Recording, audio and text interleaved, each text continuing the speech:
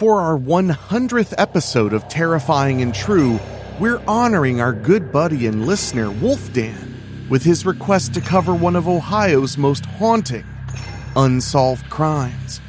In 1996, 22-year-old Carrie Culberson vanished after a violent encounter with her ex. Her body was never found, but someone was still convicted of her murder.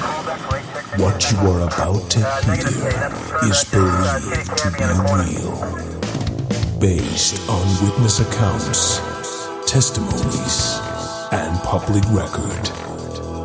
This is Terrifying and True.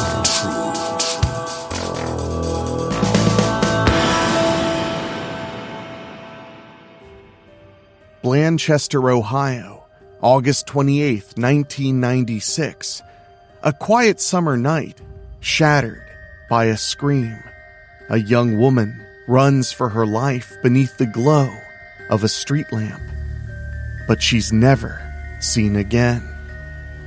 22-year-old Carrie Culberson vanished without a trace after a violent confrontation with her ex-boyfriend. Her body was never found, her car gone, and yet a jury convicted her killer. What happened to Carrie, and why did local authorities seem to protect the suspect instead of the victim? For our 100th episode of Terrifying and True, we'll be telling that story after this.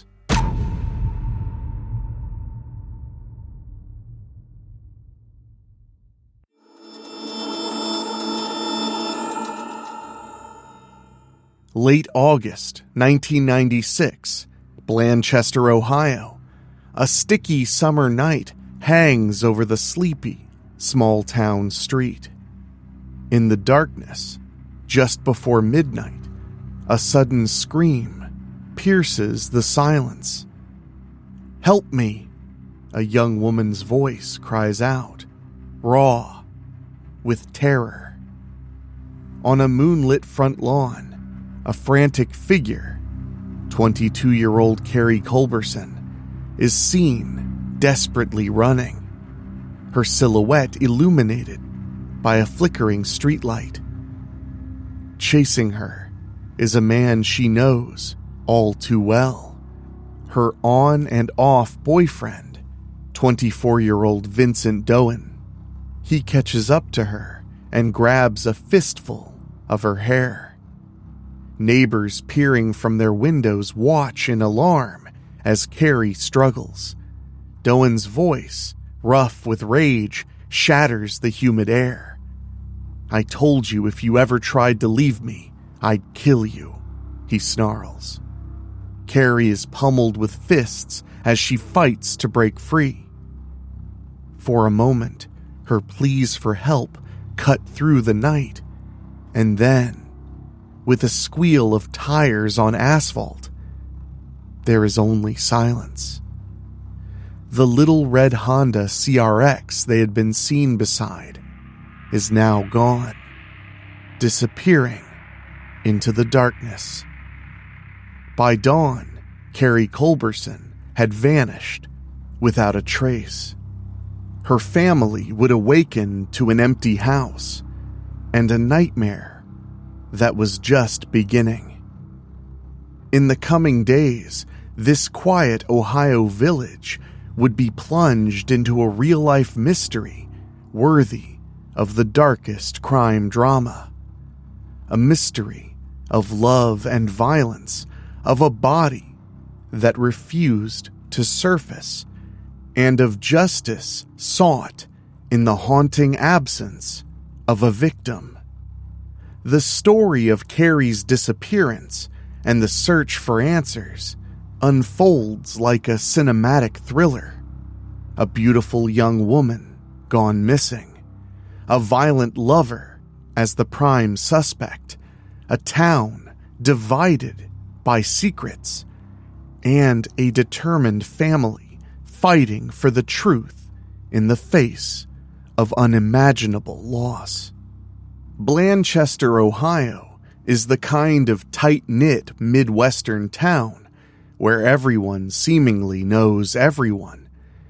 In 1996, its population hovered around 4,200, a one-stoplight village amid the cornfields about 35 miles outside of Cincinnati. It's the sort of place that seemed safe, even idyllic, the kind of small town where parents felt comfortable letting their children ride bikes down sleepy streets and where neighbors greet each other at the grocery store.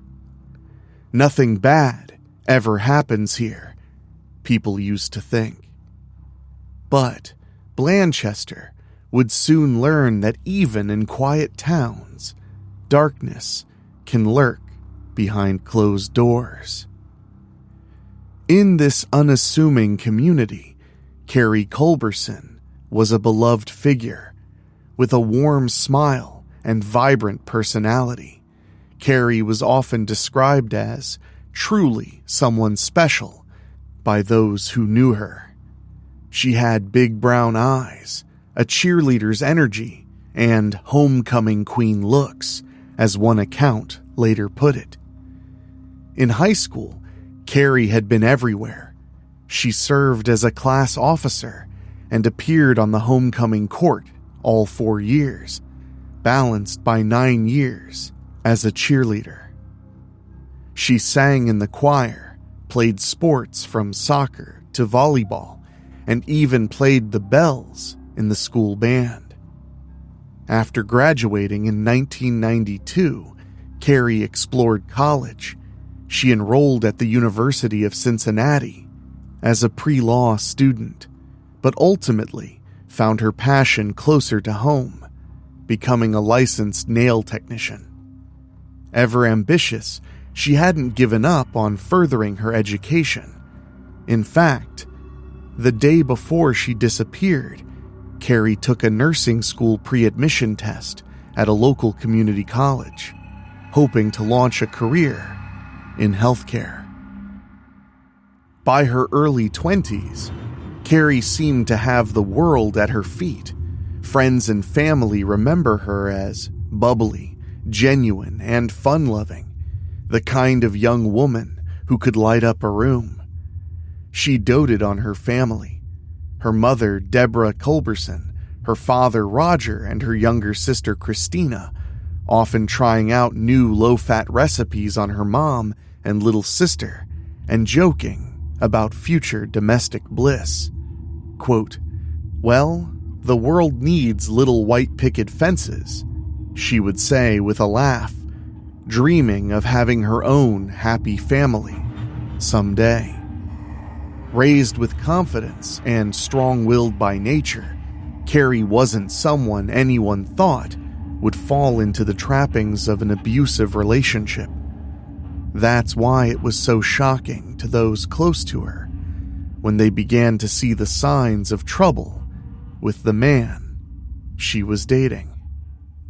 Carrie met Vincent Doan in the mid-1990s, and at first, their relationship seemed like a typical young romance, but it quickly spiraled into something dangerous.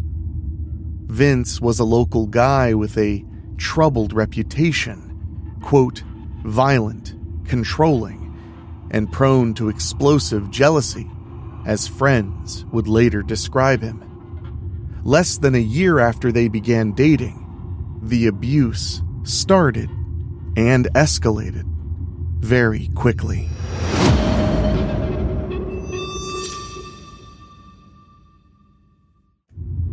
In one early incident, Doan smashed the windows of Carrie's car while she was sitting inside, glass flying, a terrifying outburst that foreshadowed worse to come.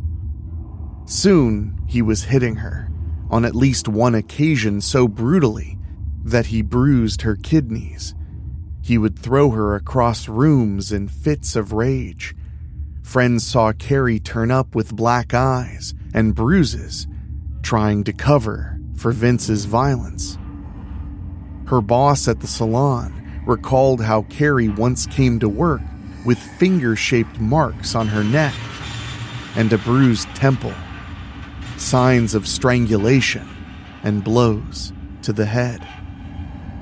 Doan's violence peaked in the summer of 1996, just weeks before Carrie went missing. In late July, during a dispute, Vince grabbed a heavy space heater and smashed it into the back of Carrie's head, splitting her scalp. She survived the assault, but needed 5 surgical staples in order to close the gash.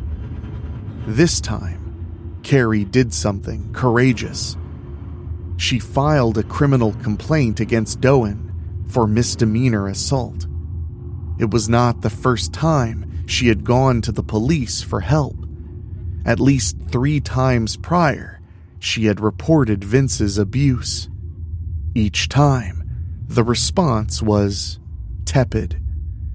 Doan somehow evaded arrest or serious investigation until Carrie herself pressed charges for the space heater attack. Finally, a court date was set. Vince Doan was due in court on those assault charges the week after August 28, 1996. For once, it seemed, Carrie was standing up, and the law would intervene. But Vince Doan had other plans. Those close to Carrie later realized that leaving Vince was the most dangerous time for her. Quote, every time she attempted to leave was when he would beat her and tell her, "If I can't have you, no one can," her family recalled. Doan threatened not just Carrie, but also her loved ones, warning he'd hurt her mother or sister if Carrie ever broke up with him. He stalked her, controlled who she saw, and even held her at gunpoint. In fact, chillingly, just a few days before Carrie disappeared, Doan abducted her and held her captive for 5 hours at gunpoint. She eventually got away from that encounter with her life, but it was a sign that Vince's obsession was reaching a fever pitch. As one prosecutor would later theorize, Doan was desperate to stop Carrie from testifying against him on the assault charges, or from escaping his grasp once and for all. The stage was set for a tragedy. Carrie's friends and family were urging her to leave him for good, terrified by the abuse they'd witnessed. Carrie herself was afraid, but she seemed to be gathering the resolve to break free. In late August 1996, despite her fear, she was planning to end the relationship for good. Vince apparently sensed it coming. He was not about to let Carrie go. In his mind, she was his, and if he couldn't control her, he'd make good on his threats. The darkness that had been building in their 2-year relationship was about to engulf them both. Wednesday, August 28, 1996, began as a normal day, brimming with late summer activity. That evening, Carrie joined her friends for a weekly ritual. She played in a co-ed volleyball league in a town nearby called Morrow. Carrie loved sports, and the friendly game followed by a trip to a local bar was something she always looked forward to. But that night, an uninvited visitor showed up at the sand courts. Vincent Doan. He was angry that Carrie hadn't come to see him, angry perhaps that she was spending time with others when he was facing legal trouble. According to Carrie's friend Jessica Williams, who was with her at the game, Doan tried to get Carrie to leave with him mid-game, insisting she go with him, but she refused. On the surface, Carrie stayed calm, shaking her head no, as Vince glowered at her from the sidelines. She had promised to drive her teammates home that night. She wasn't about to abandon them for him. Frustrated, Doan peeled out of the parking lot, tires squealing in frustration. Jessica later recalled that after the game, at Carrie's request, they drove by Doan's house in Blanchester a couple of times, perhaps to see if he was home or still fuming. Before Jessica dropped Carrie off back at her house on West Main Street around 11:30 p.m.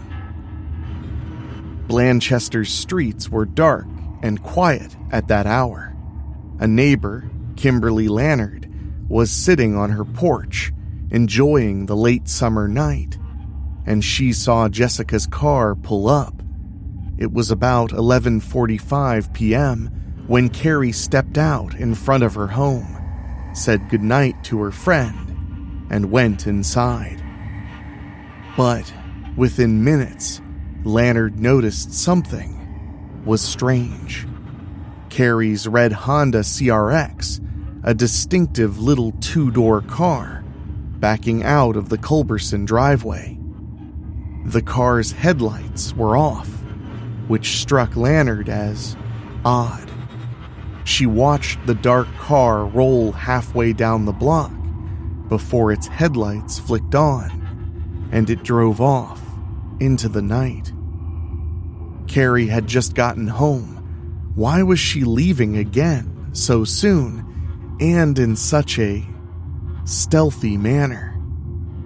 Lannard would later report this peculiar sight, not realizing at the time that Carrie herself might not have been behind the wheel. Around the same time, another neighbor across town was about to witness the chaos described in our opening scene.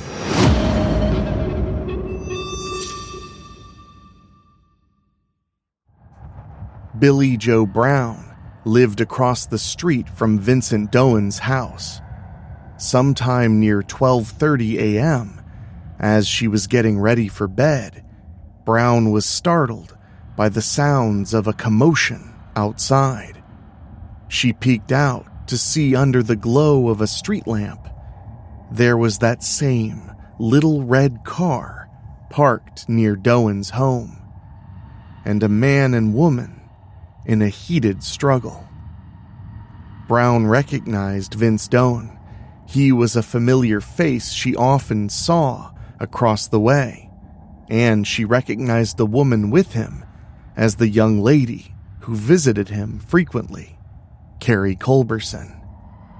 What Brown saw next was horrifying. Carrie was screaming for help and trying to flee, but Vince was on her, yelling furiously. Brown distinctly heard Carrie cry out, "Help me," while Doan was shouting something like, "I told you, next time I'd kill you." Brown watched as Vince dragged Carrie and struck her repeatedly. Then, a sudden silence. Perhaps Carrie was forced into the car. Moments later, Brown heard the squeal of tires. By the time she looked out again, the street was empty. The red car and Carrie were gone. What happened in those fraught moments would become the subject of testimony and speculation. But one thing is certain. Carrie Culberson was never seen again after that night. Sometime after midnight, she vanished, as if into thin air.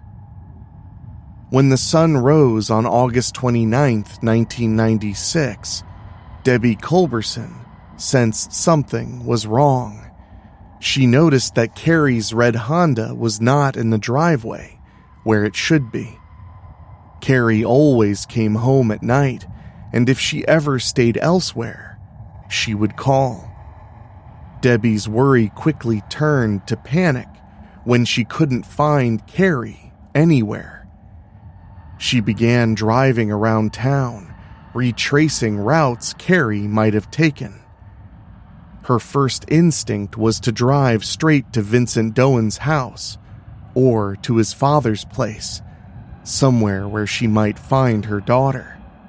At Lawrence Baker's house, Vincent's father, Debbie found Vince and demanded to know if he had seen Carrie. Vince's answers that day would later raise every possible alarm bell. According to Debbie, the first time she asked, Vince claimed he hadn't seen Carrie in 3 days. That made no sense. He had shown up at her volleyball game just the evening prior, after all. When Debbie pressed him again later, Vince abruptly changed his story. Now he said Carrie had driven by his house around 12:30 a.m., honking her horn, but he refused to come out. He claimed she was drunk. Carrie's friends would later insist she'd had at most 1 beer all night, and she was far from intoxicated. This version still didn't square with Debbie. She confronted Vince a 3rd time as the day wore on, and again, he shifted his tale. This time, he admitted he did see Carrie around 12:30. He said she'd even come into his house, wrapped in a towel from a shower he'd been taking, and that they had had an argument. Supposedly, he told her he didn't love her anymore. He claimed Carrie then sped off angrily in her car, never to return. 3 stories in one day, each different. Debbie's blood ran cold. She knew something was terribly wrong. As Thursday turned into Friday with still no sign of Carrie or her car, the missing persons case took on increasing urgency. Carrie's family reported her missing to the Blanchester police within hours of her vanishing. The investigation into Carrie's disappearance had now begun, but it would soon become apparent that the search for truth would be frustrated at nearly every turn. When a loved one disappears, every minute counts. But in Carrie Culberson's case, the initial police response was shockingly lackluster, even possibly compromised. Blanchester Police Chief Richard Payton, the town's top lawman, happened to be a personal friend of the Doan family. In those crucial early hours after Carrie went missing, instead of immediately treating Vincent Doan as a suspect and locking down potential crime scenes, Chief Payton alerted the Doan family. He privately warned Vincent's father, Lawrence Baker, that Vincent would inevitably be a suspect in Carrie's disappearance. It was a heads up that gave the Doans time to prepare, or perhaps to hide evidence. Carrie's family and friends, meanwhile, were not sitting idle. They fanned out across town, posting flyers and pleading for information. The whole community was on alert for the missing red Honda CRX or any sign of Carrie. "Have you seen this girl?" posters with Carrie's smiling face went up in shop windows. Tips and rumors began to trickle in, some plausible, some utterly outlandish.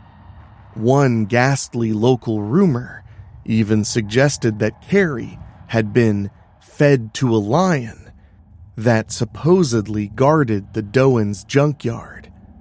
A horrifying notion that underscored the desperation and dark imagination swirling around the case. Amid the swirl of theories, one thing was clear. All roads of suspicion led to Vincent Doan and his family's properties.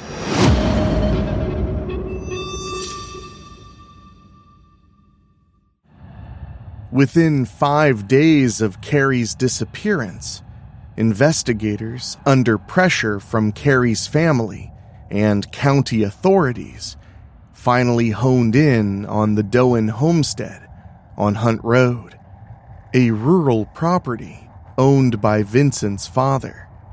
There, behind a cluster of trees, lay a murky pond. Acting on a tip, and perhaps guided by the sickening intuition that a body might be hidden under the water, authorities brought in search dogs. The dogs hit on a scent at the edge of the pond, strongly indicating Carrie's body could be in or around that water. On September 3rd, 1996, the decision was made to drain the pond to see what secrets it might hold. What happened next would become one of the most contentious aspects of the case. After the cadaver dogs reacted, Chief Payton abruptly called off the search for the night, citing darkness or safety. No one's quite sure why. Shockingly, he also left the site unguarded overnight. In other words, the one place on Earth that might contain Carrie Culberson's remains was left open and unwatched, even after a strong indication of human scent had been found. By the time law enforcement returned and drained the pond the next day, it was perhaps too late. They found only a set of footprints sunk into the pond's muddy bottom, and no body. It looked for all the world as if someone had waded into the muck to retrieve and remove something or someone during the unguarded night. Investigators were horrified. The prime opportunity to recover Carrie or evidence of her fate from that pond had slipped right through their fingers, and it appeared, to Carrie's family at least, that the police chief's negligence or collusion had enabled the perpetrators to cover their tracks. As days turned to weeks, the case intensified. The Clinton County Sheriff's Office and state investigators took on a larger role, given the conflicts of interest in the tiny Blanchester Police Department. Evidence against Vincent Doan continued to mount, even without a body. Neighbors like Lannard and Brown gave statements about what they saw that night: the car leaving without lights, the assault in the yard. Friends recounted Vince's history of abuse and how Carrie feared for her life. Carrie's own mother, Debbie, told police about Vincent's shifting stories on August 29th, which looked highly suspicious. It became painfully clear to investigators that Carrie had likely been murdered that night, and that Vincent, possibly with help from his half-brother Tracy and others, had disposed of her body and her car in some unknown location. By early September 1996, the focus of the investigation had fully turned toward Vincent Doan. He was officially named a suspect, and a grand jury convened to hear evidence. Facing mounting pressure, the local authorities could no longer shield their friend's son. In November of 1996, a grand jury in Clinton County indicted Vincent Doan, initially on a charge of kidnapping, since no body had been found to prove a murder. Even without Carrie's body, prosecutors were determined to pursue justice. As one reporter later noted, Carrie's disappearance was eventually ruled a homicide, even though her body was never found. The case was building momentum, and soon it would head to a dramatic trial, one that would test the limits of prosecuting a murder without a body.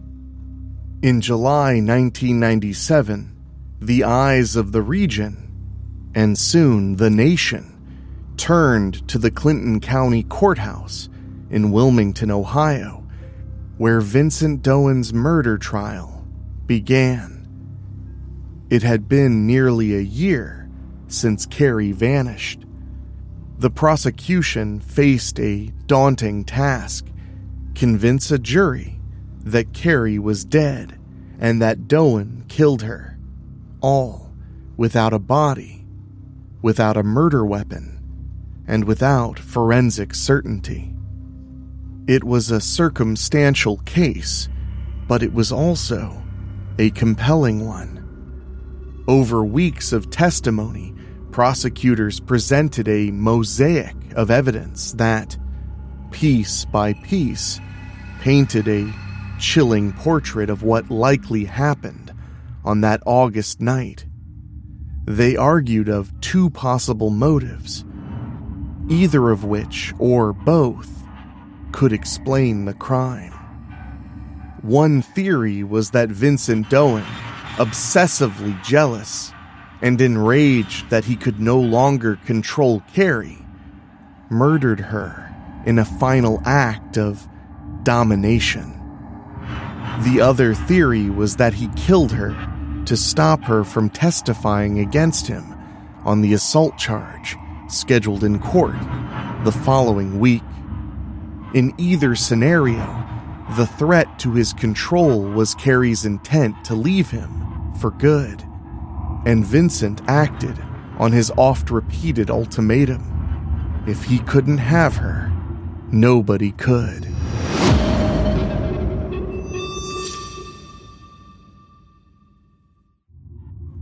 One by one, witnesses took the stand to recount the events surrounding the disappearance and Doan's prior acts of violence. Jessica Williams described the volleyball game on August 28th, explaining how Doan showed up unannounced, angry, and demanding, and how Carrie stood her ground, refusing to leave with him.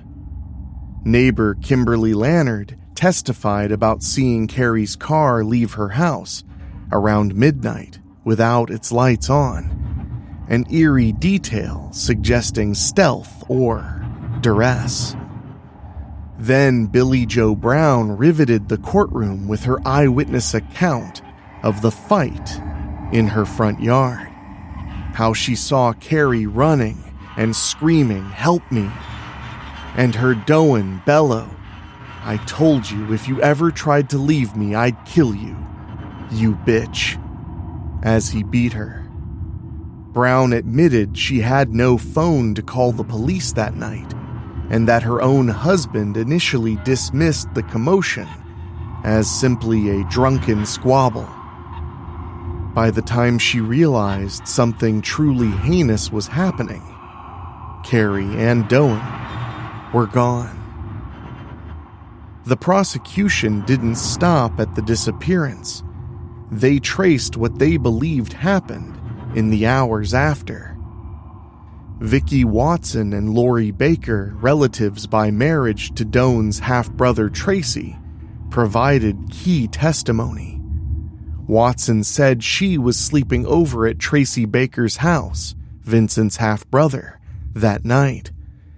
At 3:15 a.m., she was awakened by a knock. Peeking through the blinds, she saw Vincent Doan on the back deck, shirtless, looking disheveled, with his right hand clutching his left arm, as if injured. He was talking to Tracy outside, but Watson couldn't hear the words. She did notice something peculiar. Doan's hair was messy, and he appeared agitated, but she saw no visible blood on him at that moment. Watson didn't intervene.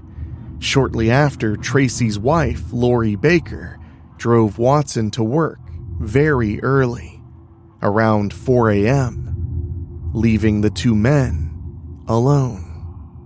Lori Baker herself testified next, filling in crucial gaps. She confirmed that Vincent arrived around 3:15 a.m., wearing only jeans, shirtless, and smeared with blood across his chest. He was holding his arm as if hurt.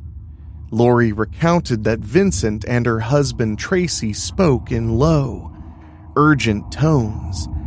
Then Tracy came inside to grab trash bags. Vincent took a shower in her bathroom, washing off something.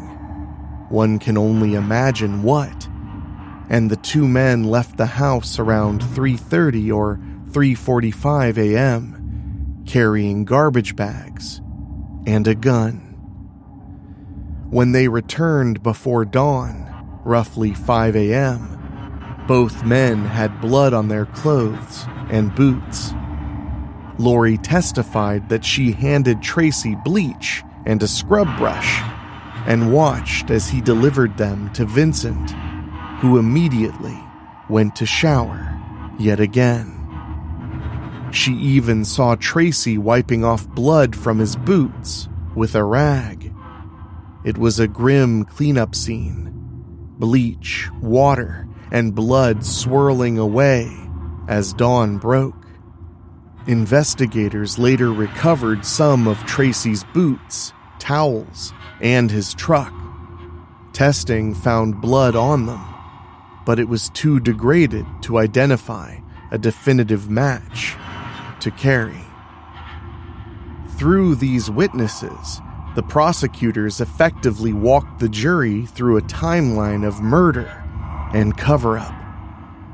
The confrontation around 12:30 a.m., the likely killing and hiding of Carrie's body somewhere soon after, and the convening of Vincent and Tracy in the pre-dawn hours to dispose of evidence, presumably moving Carrie's body, perhaps initially hidden in that pond or elsewhere, to a more permanent location, and disposing of her car. The red Honda CRX has never been found. Prosecutors implied it may have been dismantled or crushed, perhaps hinting at the involvement of the Doan family junkyard, the same place that spawned the macabre rumors.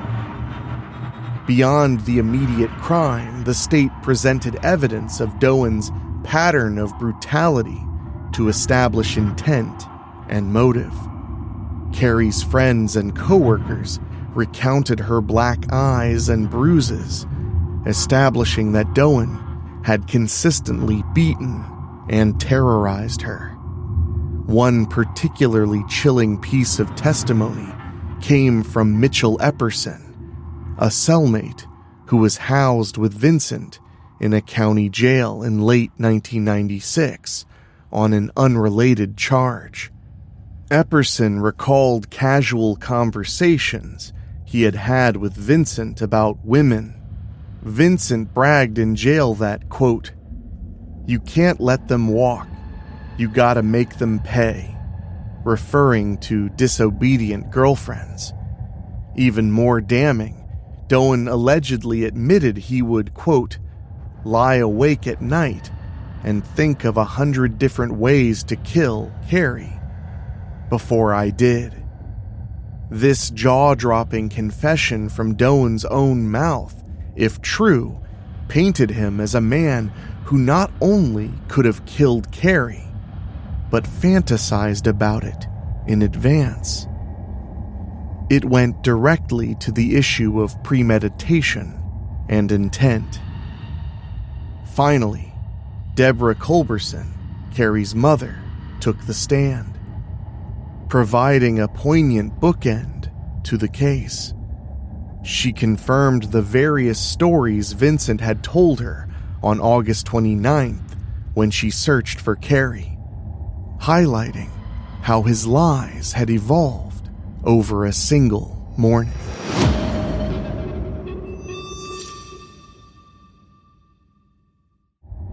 Deborah also recounted a disturbing conversation she had had with Vincent before Carrie vanished, wherein he tried to downplay his abuse. Quote, "I've always slapped her around. I never hit her with my fist. I just slapped her," he told Deborah, as if this somehow made it acceptable. The courtroom felt the weight of Deborah's testimony, the anguish of a mother who practically knew from day one that Vincent had harmed her daughter, but who still did not know where her child's body lay. Vincent Doan's defense team, for their part, faced an uphill battle, with so many witnesses painting him as violent and with no solid alibi. His own accounts of the night were self-contradictory. Their strategy was to sow doubt about whether a murder had even occurred. Without a body, the defense argued, who could say Carrie wasn't still alive somewhere? They floated the idea that perhaps Carrie ran off, that maybe she'd gotten so fed up with life in Blanchester and with Vince that she decided to disappear on her own. They pointed out that not a single drop of Carrie's blood had been found, nor any fingerprints or DNA tying Vincent conclusively to a killing. They even produced a few witnesses, some locals, who claimed to have seen a woman resembling Carrie in the days or weeks after August 28th, though none of these sightings could be substantiated and were likely cases of mistaken identity or false hope.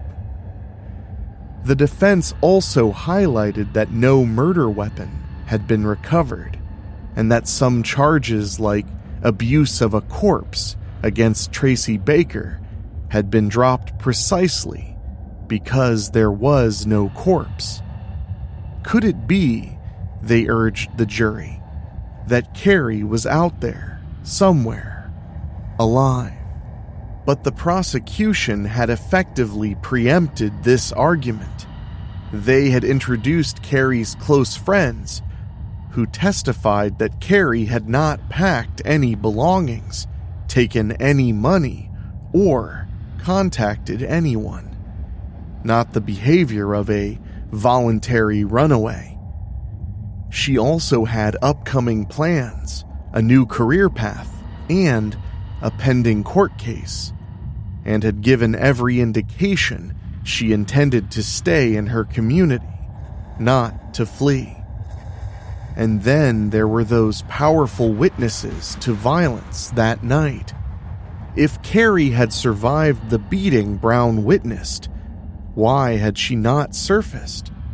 Everything pointed not to a willing disappearance, but to a violent end.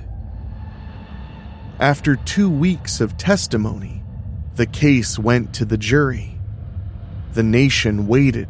The media had taken keen interest, since trials without a body were, at the time, relatively rare and risky for prosecutors.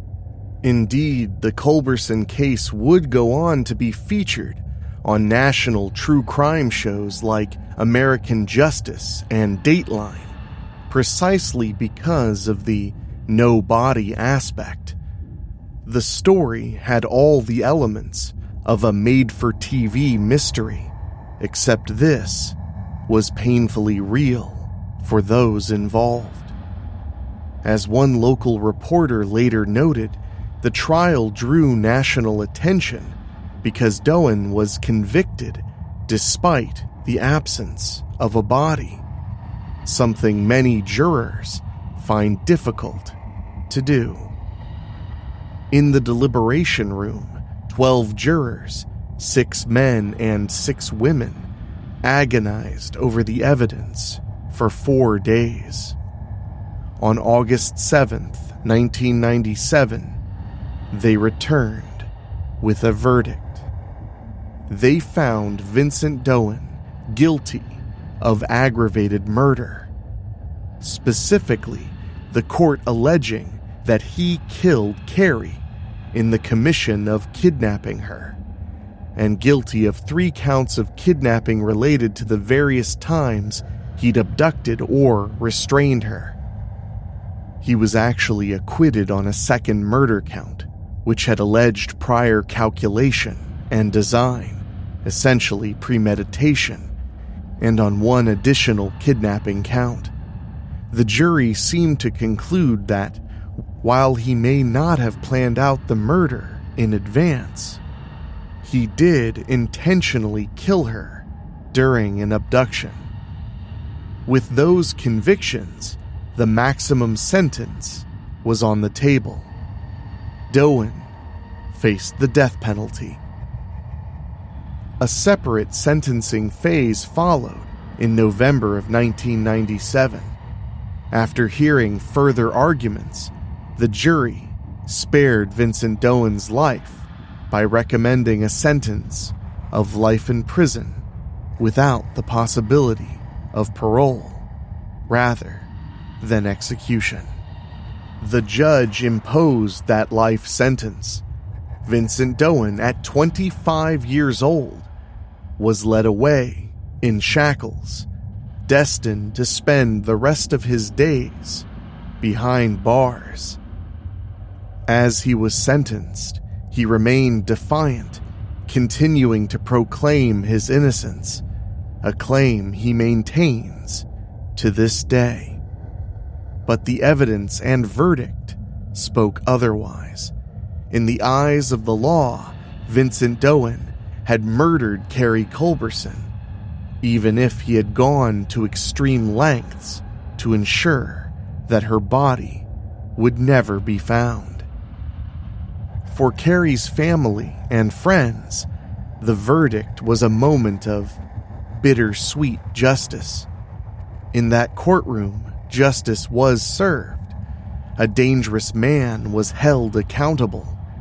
Yet there was no reunion with Carrie, no body to lay to rest. Debbie Culberson and her family walked out knowing Doan would never hurt anyone again, but also knowing that their own agonizing quest to find Carrie was not over.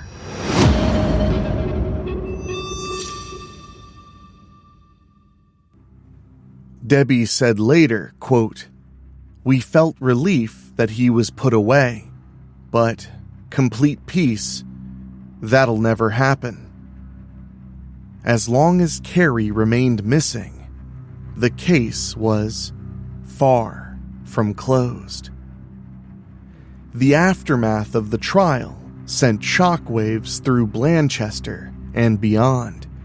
In the close-knit town, people took sides during the ordeal. Some couldn't believe a local boy like Vincent could commit such an atrocity, while others rallied behind the Culberson family's search for truth. Longtime friendships frayed. The community became bitterly divided. Quote, "The wounds of Carrie's disappearance divided the town at the time and still run deep today," one resident observed 8 years later. The village was split over those who supported the Culbersons and those who supported Doan, she said. This town hasn't given Carrie's family much respect. They have been treated unfairly. It will always be that way. Everybody knows everybody's business. It divided the town, and I don't think it will be fixed. Even after the conviction, rumors and suspicions lingered in Blanchester's gossip mills. A few stubborn holdouts whispered that Carrie might have run off, or that Vincent was framed. But as the years went on, most came to accept the obvious. A horrific crime had occurred in their midst, and it had been badly mishandled by those sworn to protect the community. Indeed, one of the most consequential fallouts from Carrie's case was the harsh light it shone on law enforcement's failure to protect a domestic violence victim. Debbie Culberson, Roger Culberson, and their surviving daughter, Christina, were not content to let Blanchester's officials off the hook. In 1997, while the criminal case proceeded, the Culbersons took the extraordinary step of filing a civil lawsuit against the village of Blanchester, its police department, Police Chief Richard Payton, and members of the Doan family. They alleged a wrongful death and a conspiracy, essentially, that Carrie died not only because of Vincent's actions, but also because the authorities willfully failed to protect her and then aided in covering up the crime. It was a bold and emotionally charged move, born out of the family's frustration with how events had unfolded. Their claims were striking. The lawsuit contended that Chief Payton knew Carrie was in danger. He was aware of Vince's prior violence. In fact, as later came out in court, Payton had been explicitly told about multiple domestic violence incidents involving Carrie, and yet did nothing meaningful to intervene. Worse, after her disappearance, he behaved like an, quote, accessory after the fact, as one federal judge put it, by tipping off the suspect's family and failure to secure the crime scene. In one blistering court order, U.S. District Judge S. Arthur Spiegel wrote that Payton had, quote, violated his duty as the chief law enforcement officer and may have been, quote, explicitly or implicitly involved in the cover-up of Carrie's murder and disposal of her body. The family's attorney, Jennifer Branch, argued that Blanchester's officials had learned nothing from the tragedy. Quote, from the citizens' point of view, the police allowed their neighbor to be murdered. They failed to protect her, Branch said. What the village learned from this incident was how to protect their police chief, not how to protect their citizens. The village did not enforce its domestic violence laws, and unfortunately, that has not changed. It was a stark indictment of the entire system that had let Carrie down.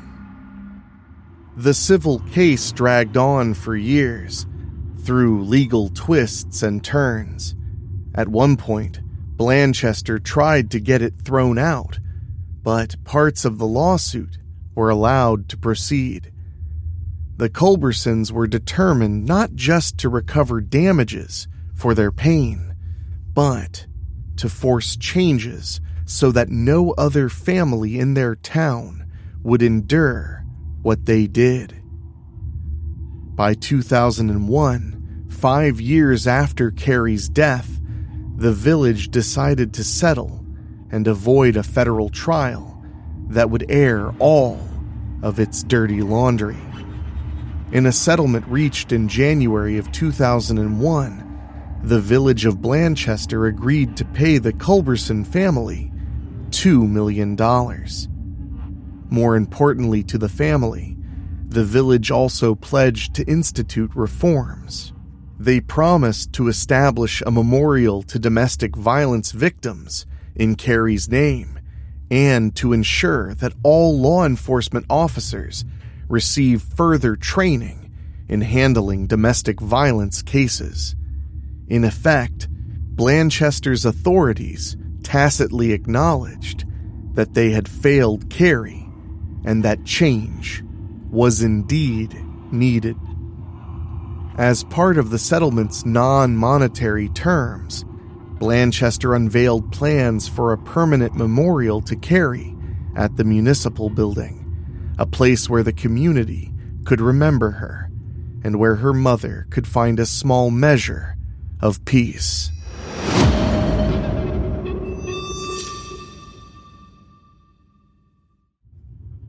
On a rainy day in April of 2004, townspeople gathered in drizzle to dedicate that memorial. At the front lawn of the village hall, they placed a large stone engraved with an image of angels and the words, "Dedicated to the life of Clarissa Ann Carrie Culberson." Next to it, a 5-foot-tall bronze statue was installed, depicting a young woman in a flowing dress. At the statue's base, the word hope is inscribed in bold letters. A message as much for the future as for the past. Surrounding it are large rocks, each carved with values like faith, awareness, courage, justice, respect, love, and support. It is, in essence, a monument not only to Carrie, but to all victims of domestic violence, a physical reminder that such tragedies must not be allowed to happen again. For Debbie Culberson, the memorial was deeply meaningful, but also bittersweet. Quote, "She doesn't have any closure," a friend of Debbie's said at the dedication. "She doesn't have anywhere to go. We go to the cemetery. Where does she go?" The memorial became that place, a surrogate grave where a mother could go to grieve the daughter that she couldn't bury. On the eve of the dedication, Mayor Tom White observed Debbie at the site, tenderly arranging those engraved stones around the statue. Quote, "I would like to see something found that can give Debbie closure," the mayor admitted. "It would be closure for the town too. There are a few people out there that maybe don't believe she's dead. They never found a body. It would be closure for everyone." The memorial, therefore, stood as a symbol for both remembrance and the unresolved nature of the loss. Meanwhile, Chief Payton faced his own reckoning, albeit a mild one. He was charged in state court with multiple felonies, including obstruction of justice, for his actions during the investigation. In a controversial plea deal, those were reduced to misdemeanor dereliction of duty charges, to which Payton pleaded no contest. He was convicted and given a slap on the wrist, a short suspended jail sentence, a fine, and probation. Outraged residents watched as Payton was allowed to quietly retire from the police force. In fact, as Deborah Culberson later testified to Congress, Peyton was even granted a year's back pay and his accumulated sick leave, roughly $86,000, to pad his pension, essentially rewarding him as he exited in disgrace. To Carrie's family, this was an insult added to injury that the man they believed helped cover up her murder got to ride off into the sunset with benefits. But at least he was no longer wearing a badge. If any good could come out of such a nightmare, it was that Carrie's case sparked change. Debbie Culberson transformed her grief into activism.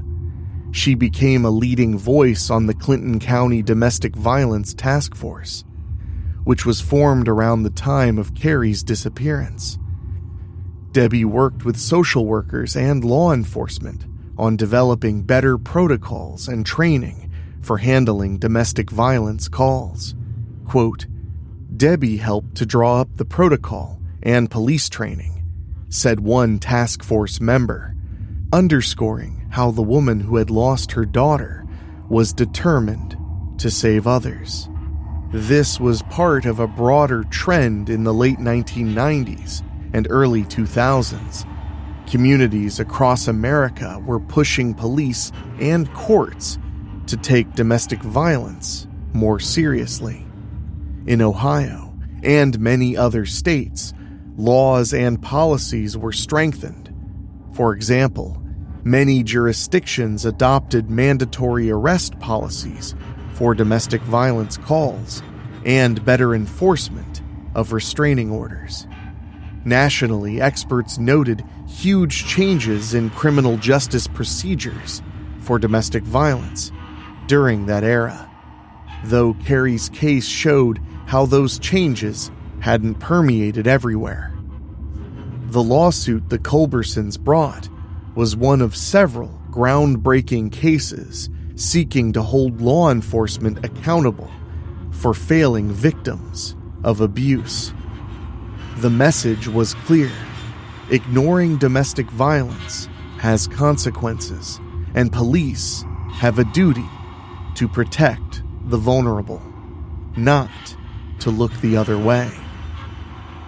The legal precedent set by Carrie's case also had a profound implication in criminal law. It proved that a no-body homicide case could succeed. Historically, prosecutors were wary of bringing murder charges without a corpse, subscribing to the old adage, no body, no murder. But Carrie's trial became a textbook example that if the circumstantial evidence is strong enough, a jury can be convinced beyond a reasonable doubt of murder, even without physical remains. The conviction of Vincent Doan in 1997 joined a growing list of cases that emboldened prosecutors nationwide. It demonstrated that advances in forensic science, eyewitness testimony, and defendant behavior analysis could together establish the corpus delicti, or proof of a crime, without the victim's body. This case has since been cited in law enforcement trainings and by other prosecutors to justify pursuing charges in similar, heartbreaking scenarios where a body is missing, but evidence of foul play is overwhelming.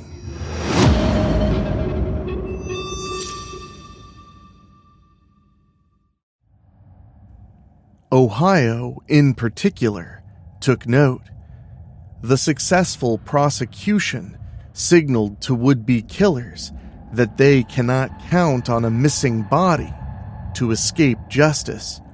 As one legal commentator put it, quote, "The body and the questions surrounding Carrie's murder have yet to be laid to rest." But even so, the courts delivered justice to Carrie's killer. Ohio thus joined the ranks of jurisdictions, proving that no body is no barrier to conviction. Yet, for all these legal and social impacts, the personal fallout for Carrie's loved ones was immeasurable. They had won some justice, yes, but the emptiness of loss remained.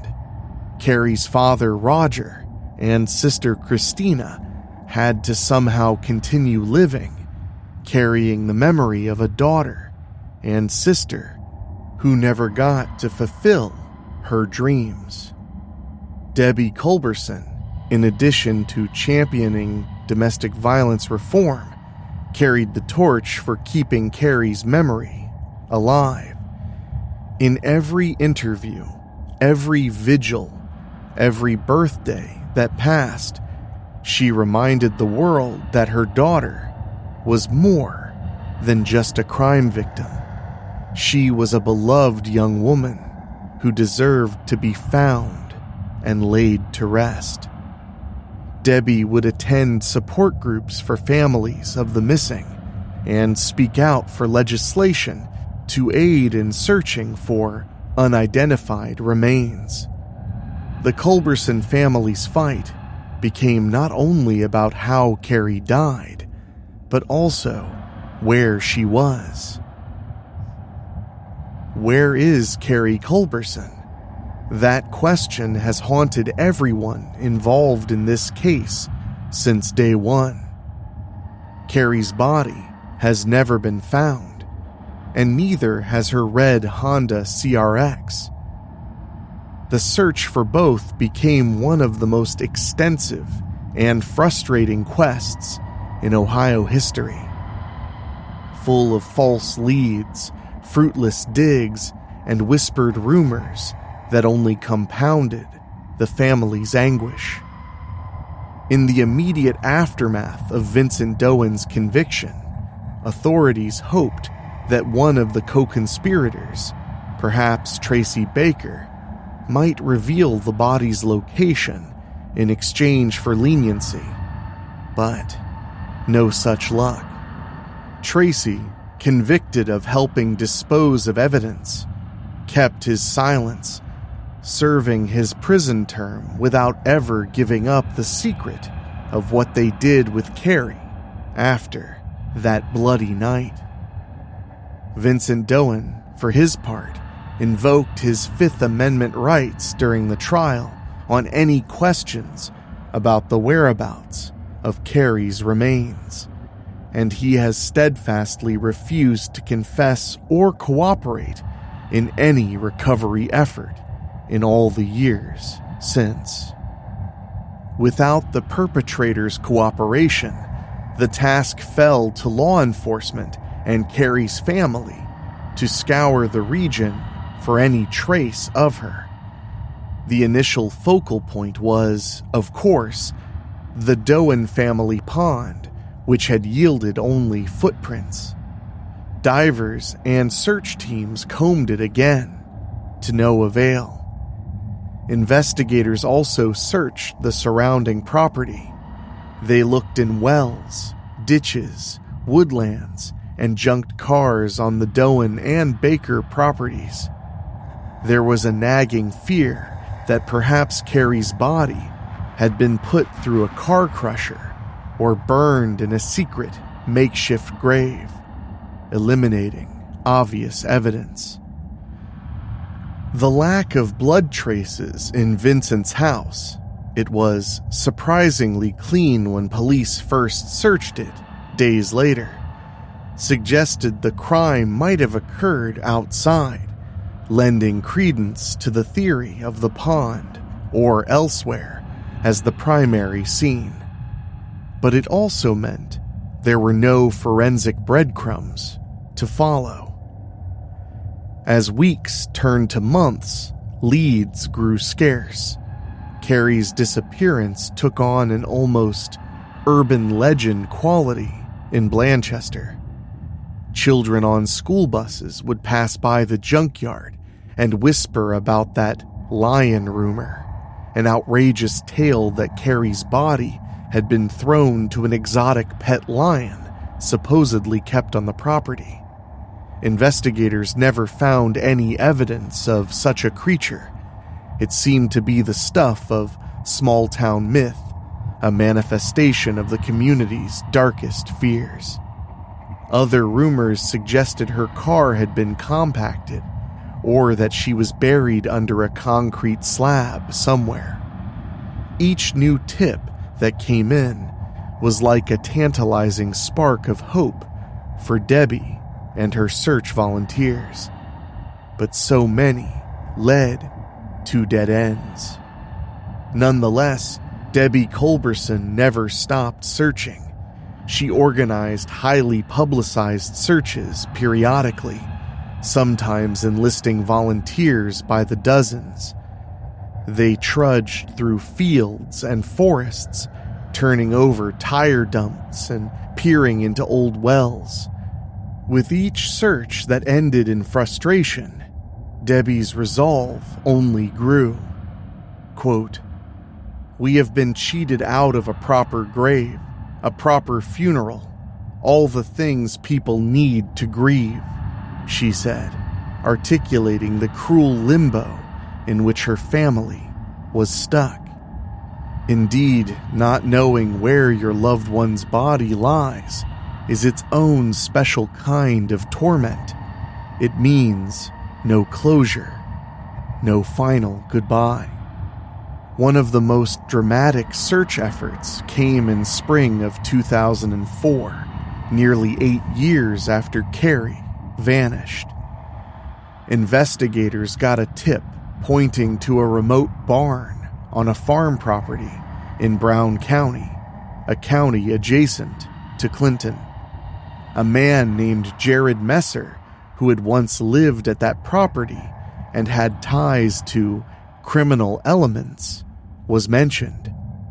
Acting on this lead, authorities deployed cadaver dogs to the barn, and one dog signaled positively on the concrete floor.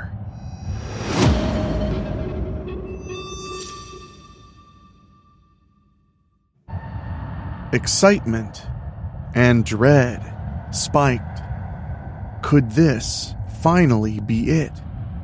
The Clinton, Brown, and Claremont County Sheriff's offices, along with the FBI and Ohio state authorities, swarmed the site with backhoes and forensic experts. On April 30th, 2004, crews began the arduous task of breaking up the barn's concrete slab and digging beneath it.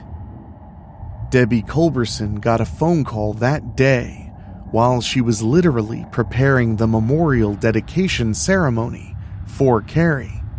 She dropped everything and raced to the scene.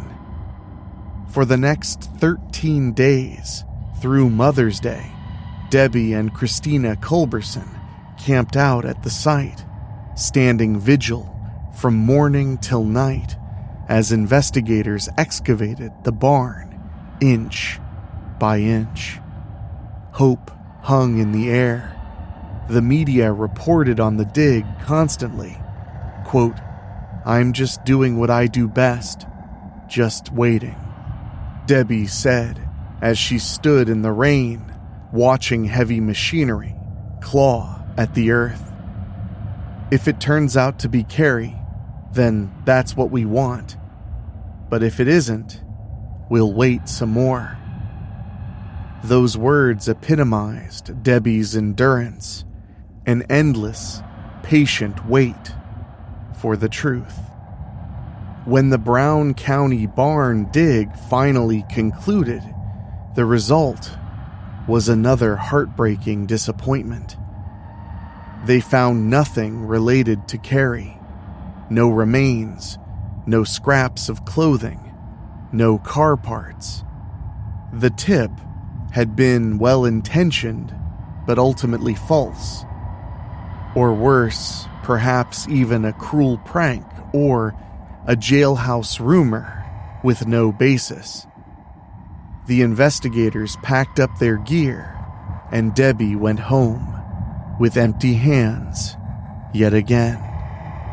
Quote, "The feelings are just as strong as they were 8 years ago," she reflected, emotional exhaustion in her voice. Over the years, authorities have chased down other leads. At times, divers have searched nearby lakes and rivers, and the FBI reportedly checked out auto salvage yards for any sign of Carrie's Honda. Psychics reached out to the family with visions, none that led anywhere verifiable. Cadaver dogs have been taken out to various points of interest multiple times, a testament to law enforcement's continued efforts. Anonymous letters or deathbed confessions have surfaced occasionally, hinting at secret burial sites, but none have panned out. Even 2 decades on, police said they still receive the occasional tip. Quote, "Tips still come in.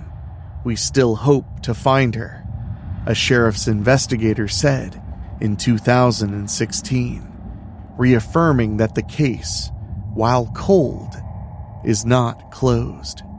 The absence of a body has also had many legal reverberations. For instance, one charge that Tracy Baker initially faced was gross abuse of a corpse. He was acquitted on that count, not necessarily because he didn't do it, but because prosecutors had no corpse to prove it with. That strange quirk underscored a broader issue. Without a body, certain truths remain legally unprovable. It also meant that Carrie could not be declared legally dead for some time. In 1998, about 2 years after she disappeared, a court declared Carrie Ann Culberson legally deceased, allowing her family to obtain a death certificate. But for Debbie and her loved ones, a piece of paper could never substitute for physical closure. The community tried to help the Culbersons cope with that lack of closure in any way they could. We've seen how the memorial gives them a place to focus their grief on milestones such as Carrie's birthday, January 31st, or the anniversary of her disappearance. Friends still gather, sometimes at the Memorial Rock or at the Culberson home, to pray and remember Carrie. They share stories about her laughter, her athletic exploits, and her sense of humor. They imagine what she would be like if she were here, approaching the age of 50. Quote, "I wonder how many kids she might have, where she might be in her life, what she might look like now," mused her close friend Jamie, aching with the knowledge that those possibilities were stolen away. For the people who loved her, Carrie is frozen in time at 22, forever young, forever out of reach. One particularly poignant symbol of hope that endures in Blanchester is found in the lobby of the police station. There, a plaque with Carrie's picture hangs on the wall, with a promise implicit in its presence: it will remain until Carrie is found. Her youthful face smiles out at the officers each day, silently urging them not to forget. It's as if Carrie herself is waiting there, asking for the truth to finally be uncovered. The plaque's very existence acknowledges a harsh reality: that her body and the full story of her death are still missing, while also serving as a constant goad to those in power. Do not give up until she is home. The lack of a body has, in some ways, kept the mystery alive in the public imagination. Over the years, Carrie's story has been featured on numerous true crime television programs and podcasts like this, often under titles like Where is Carrie? Or No Body, No Justice. But, unlike some other unsolved mysteries, in Carrie's case, justice was partially achieved. Her killer sits in prison. Yet, the mystery persists. A case that is at once resolved and unresolved. Solved in the courtroom, but unsolved in the physical sense. This duality is haunting. There is no grave for family and friends to visit. No way to ensure Carrie's remains are treated with dignity and respect. Debbie once candidly expressed her anguish. Quote, I have no place to go to talk to Carrie. I don't know if she's laying in a field or under concrete or in water. I just want to bring her home and lay her to rest. In those words lies the simple, heartbreaking wish that has fueled the Culbersons for decades. To find Carrie and to finally say goodbye.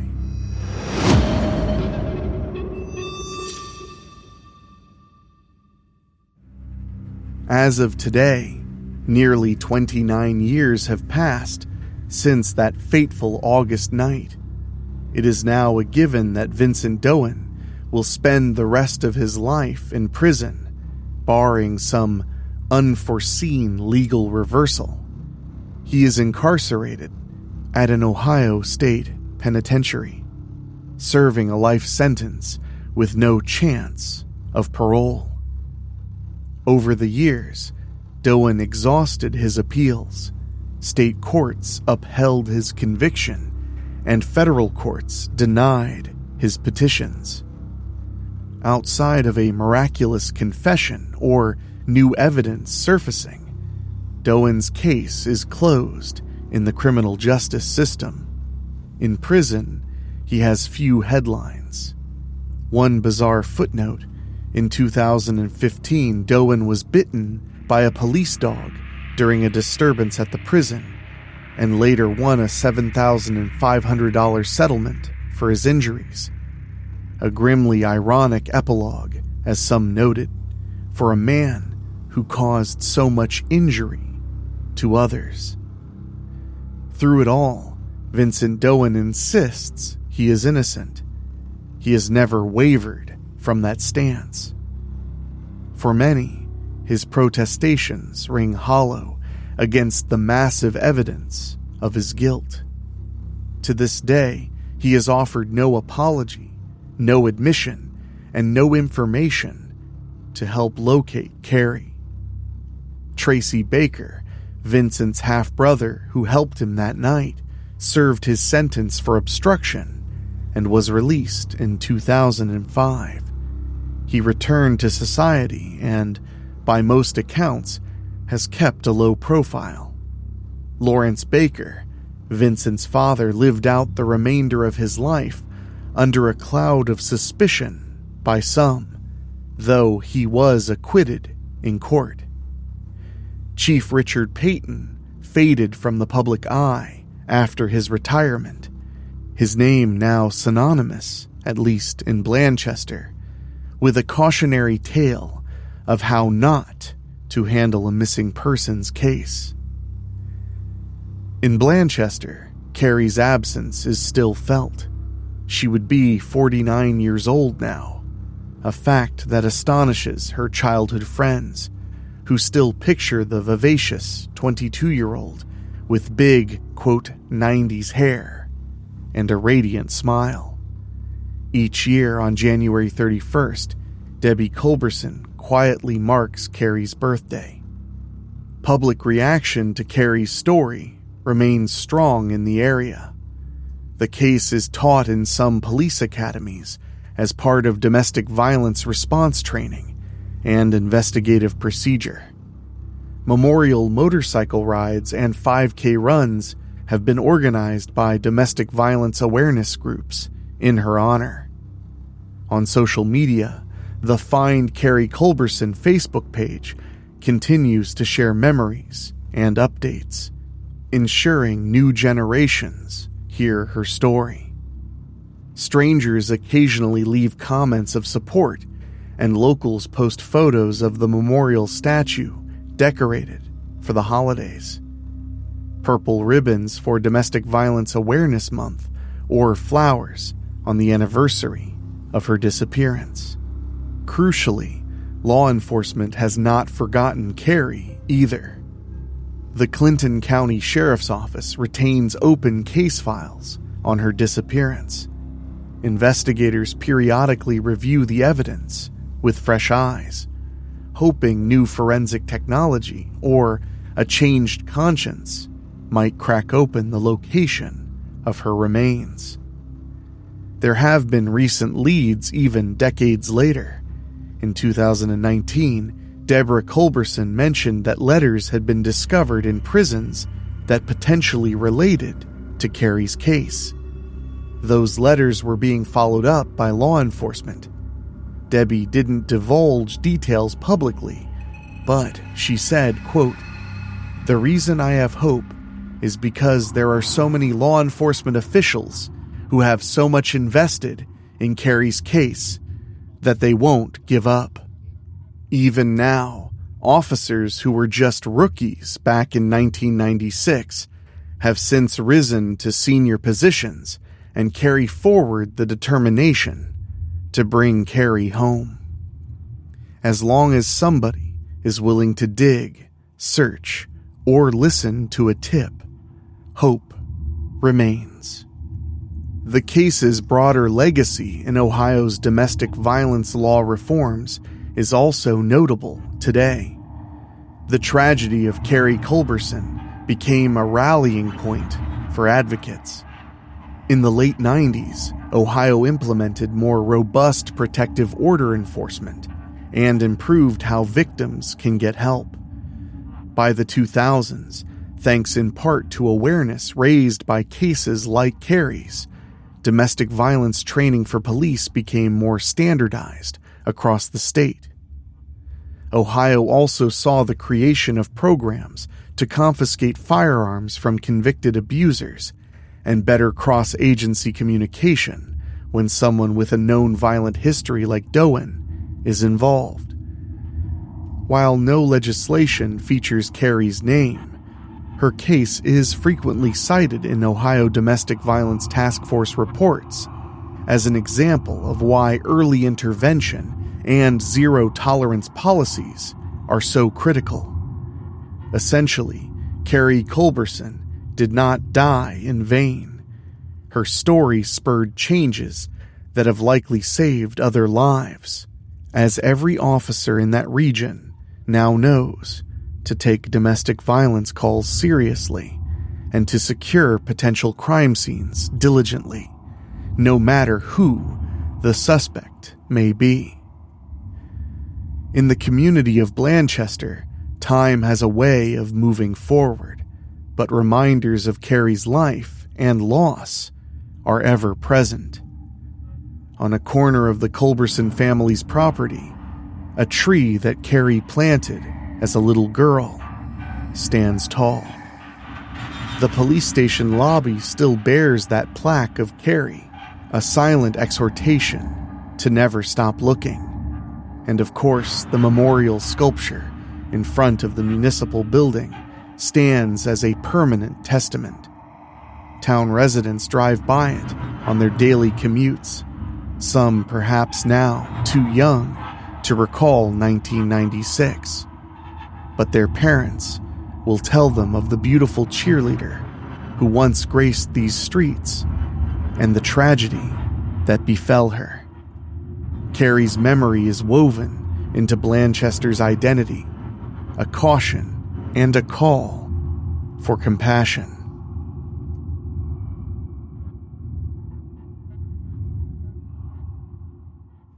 If you visit the memorial today, you might see fresh flowers laid at the base of the statue. Perhaps they were left by Debbie, who often stops by. Perhaps by a friend, or even a compassionate stranger, moved by Carrie's story. The bronze woman gazes out with a patient, hopeful expression. At her feet, the stone carved with the word hope catches the morning light. It's a hope that has been tested, but not extinguished. Hope that someday someone will come forward or some clue will surface and Carrie can finally be found. Until that day, Carrie Culberson's case remains open in the only way that truly matters. Open in the hearts of those who seek justice and closure for her. They will not rest until they bring Carrie home. Terrifying and True is narrated by Enrique Couto. It's executive produced by Rob Fields and Bobbletopia.com. And produced by Dan Wilder. With original theme music by Ray Mattis. If you have a story you think we should cover on Terrifying and True, send us an email at weeklyspooky@gmail.com. And if you want to support us for as little as $1 a month, go to weeklyspooky.com/join. Your support for as little as $1 a month keeps the show going. And speaking of, I want to say an extra special thank you to our Patreon podcast boosters, folks who pay a little bit more to hear their name at the end of the show. And they are Kate and Lulu, Jessica Fuller, Johnny Nix, Jenny Green, Amber Hansford, Brent McCullough, Karen Weemet, Jack Kerr, and Craig Cohen. Thank you all so much, and thank you for listening. We'll see you all right here next time on Terrifying and True.